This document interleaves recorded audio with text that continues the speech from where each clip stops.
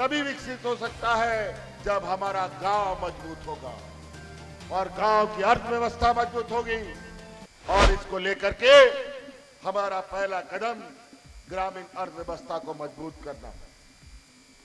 आज मुख्यमंत्री रोजगार सृजन योजना से पहले सरकारों में सिर्फ ट्रैक्टर बांटता था, आज सरकार ट्रैक्टर भी बांटता है, स्कॉर्पियो भी बांटता है, बोलेरो भी बांटता है, पिकअप भी बांटता है, जेसीबी भी बांटता है और बस भी बांटता है।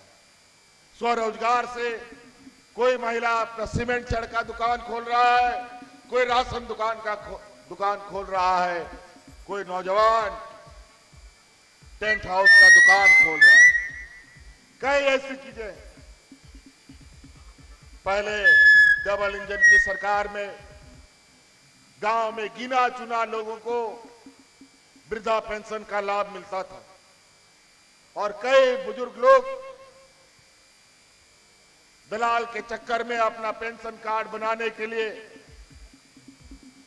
हजारों रुपया घूस दे देता था, लेकिन कोई पेंशन का कार्ड नहीं बनता था।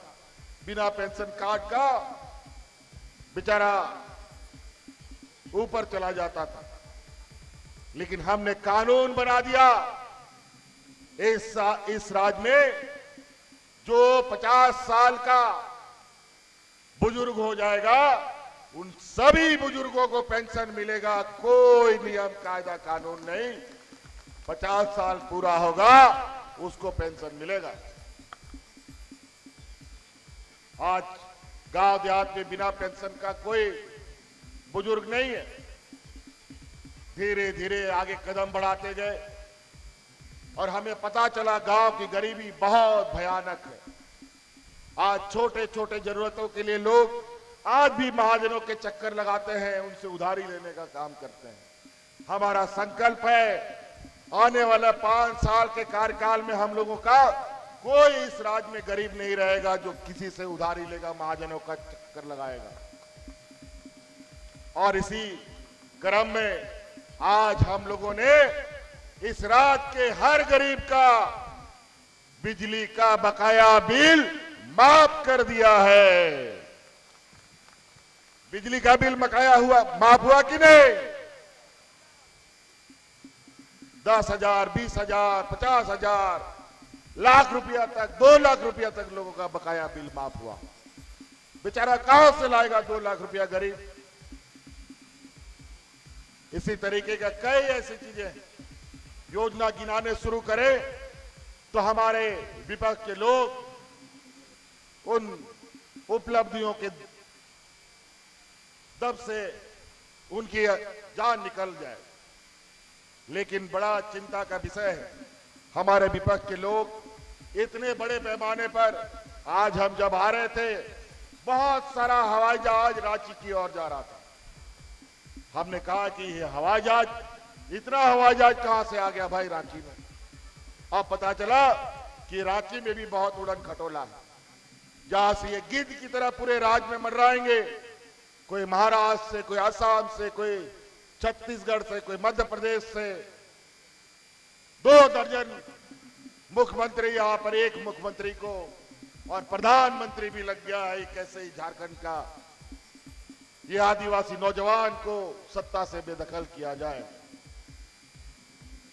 आज गरीब गुरुआ से लेकर सरकारी कर्मचारी तक ये राज्य का पहला राज्य है जहां केंद्र सरकार ने राज्य के कर्मचारियों का बुढ़ापे का लाठी छीन लिया। न्यू पेंशन स्कीम के माध्यम से कोई भी कर्मचारी को पेंशन नहीं मिलता था।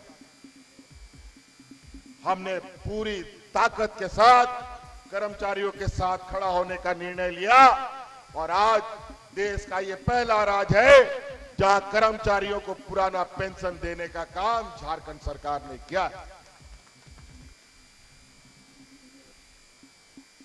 पेंशन रिटायरमेंट के बाद कितनी बड़ी चीज होती है ये हम सब जानते हैं। आज राज्य में इतनी गरीबी है कि बूढ़ा माँ बाप को घर से बेदखल कर दिया जाता है, लेकिन आज पेंशन मिलता है तो माँ बाप को भी रखने लग गया। यही हालत हमारे इस राज्य में अल्पसंख्यक समुदाय के साथ भी रहा। विभिन्न प्रकार तरीके से उनको प्रताड़ना, नए नए नियम कायदे कानून लगाना, कभी एनआरसी लगाना, कभी यूसीसी लगाने की घोषणा करते हैं। हमने भी कहा है यहां यूसीसी एनआरसी का कोई बात नहीं होगा, यहां बात होगा तो सीएनटी, एसपीटी और पेशा कानून का बात होगा। कैसे देश को तोड़ो, कैसे देश को बांटो, कैसे समाज को बांटो, इनका यही कार्य योजना रहता है। आज देखिए हमारे अल्पसंख्यक समुदाय के, हमारे मिशन भाइयों के स्कूलों में कितनी समस्याएं थी। शिक्षकों की बहाली, बच्चों का एडमिशन, सभी चीजों को हम लोगों ने सामान्य करने का काम किया। लेकिन इतने चुनौतियों में भी अभी बहुत सारे काम अधूरी बाकी हैं। इसीलिए आप लोगों से आग्रह है कि इस बार हम लोग जिस रफ्तार के साथ इस झारखंड को आगे बढ़ाने में लगे हैं, ये रफ्तार रुके नहीं। अगर ये रुक गया तो फिर इसको आगे चलाना बहुत मुश्किल हो जाएगा। ये व्यापारियों की जमात, पूंजीपतियों की जमात, ये देने वाले लोग नहीं है बल्कि लेने वाले लोग हैं। हमारे आसाम में कई लाखों यहाँ के आदिवासी भाई जाके बसे हैं। आज जाके देखिए वहां के आदिवासी भाइयों को, वहां का समाज, संस्कृति सब छूट गया उनका। उनको आज के दिन में भी आदिवासी का दर्जा प्राप्त नहीं है। और यहां आकर के ये लोग बोलते हैं हम आदिवासियों के हित हैं। कैसे आदिवासियों के हित हो सकते हैं? यहीं बगल में कितना दूर है जी? छत्तीसगढ़ यहां से 25 किलोमीटर दूर है यहां से छत्तीसगढ़। यहीं पर यही एनडीए की सरकार, भाजपा की सरकार ने अपने व्यापारी मित्र को यहां माइनिंग खदान दे दिया है और पूरा जंगल को उजाड़ा जा रहा है। आदिवासियों को जंगल से खदेड़ा जा रहा है। जो आदिवासी नहीं भागेगा उसको नक्सल बना करके जेल में ठूसने का काम हो रहा है। और यही होगा इन गुजरातियों का, व्यापारियों का एक बड़ा जमात हम लोग के ही कुछ अपने जात बिरादरी गोतिया के लोगों को अपने साथ खड़ा कर लिया है, अपना एजेंट बना लिया है और पैसा दे करके हमारे समाज के बीच में भेज करके हम लोग को बांटने का प्रयास कर रहा है। याद रखिएगा 13 तारीख को यहां वोटिंग होना है और बड़ा सुनिश्चित तरीके से इन लोगों ने 2 चरण में चुनाव कराया है ताकि हम लोग पूरे जगह पर प्रचार में ना जा सके। लेकिन चिंता नहीं, हर हाल में हम लोग हर जगह पर पहुंचेंगे और अपने इस महागठबंधन को पुनः सरकार में लाने का काम करना है। 13 तारीख का दिन 1 नंबर ईवीएम मशीन में तीर धनुष छाप महागठबंधन का सहयोग के प्रत्याशी यहां खड़े हैं, इनको भारी मतों से विजय बनाने का काम करें।